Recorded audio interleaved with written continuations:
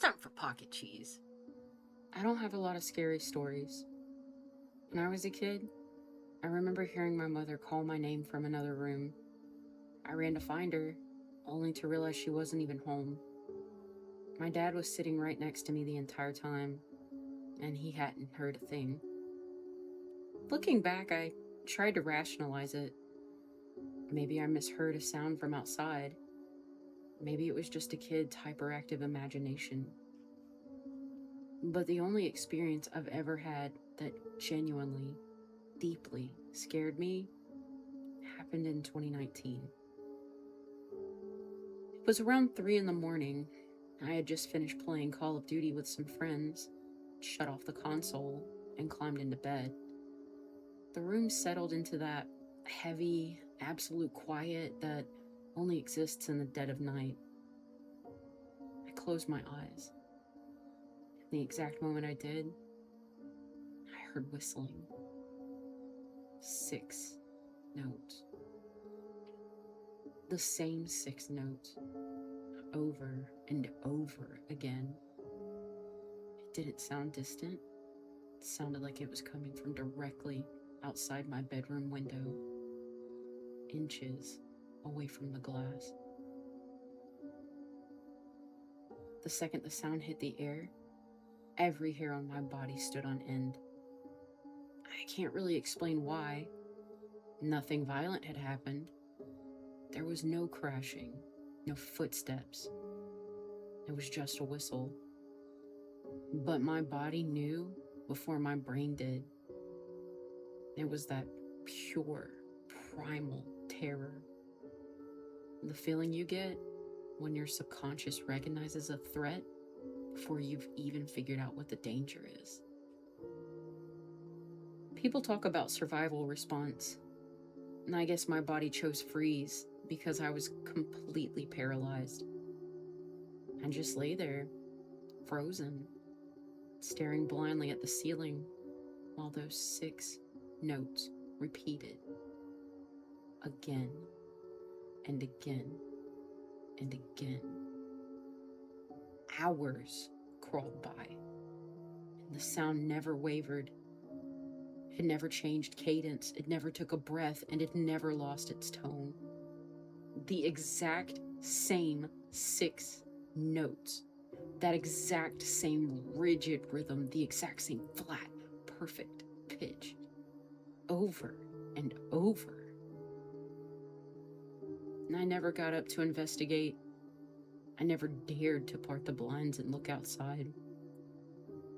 I just lay in the dark, trapped, listening to it breathe those notes into the night. Eventually, the first pale light of dawn started creeping through the window. And just like that, the whistling stopped. I didn't sleep a single second that night. The very next day, I went out and bought my first rifle. People laugh when I tell them that part. They think it's an overreaction. But I slept with that weapon leaning against my nightstand for nearly a month, staring at the window, waiting.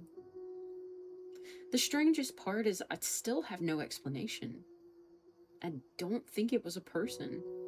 No human being is gonna stand outside a window in the damp of 3 in the morning, perfectly mimicking a mechanical loop for hours without stopping. Now, I don't think it was a bird either. I've never heard a bird call out with that cold precision, especially not at that hour.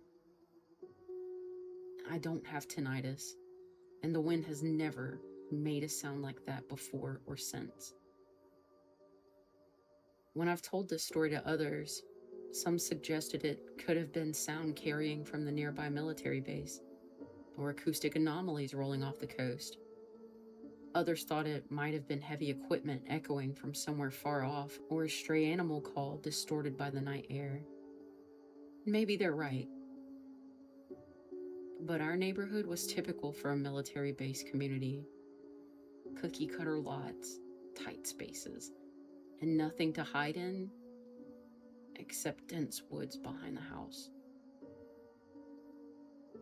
Behind my window was just open, flat ground, swallowed by absolute pitch black darkness and a looming forest in the distance.